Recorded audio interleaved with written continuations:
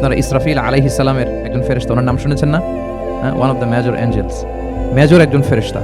আল্লাহ তাআলা ওনাকে সৃষ্টিই করেছেন এই বিশাল হুইসেলে একটা ফুৎকার দেওয়ার জন্য, আর কোনো কাজ নাই। ওনার অ্যাসাইনমেন্ট এই একটাই, সৃষ্টির পর থেকে আজ অবধি বিশাল হুইসেলটা নিয়ে আল্লাহর আরশের দিকে তিনি তাকিয়ে আছেন, অপলক নেত্রে, পলকও ফেলেন না চোখের, যে কখন আল্লাহ তাআলা অর্ডার করবেন, করার সাথে সাথে ফুৎকার দিবেন তিনি। আবার না দেরি হয়ে যায়, আবার না আল্লাহর আদেশ পালনে কোনো গাফলতি হয়ে যায়। সৃষ্টির পর থেকে ওনার একটাই অ্যাসাইনমেন্ট, এই বিশাল সুর ট্রাম্পিট নিয়ে হুইসেল দেওয়ার জন্য আল্লাহর আরশের দিকে তাকিয়ে আছেন। যে মুহূর্তে আমরা এখন কথা শুনছি, এখনো তাকিয়ে আছেন উনি।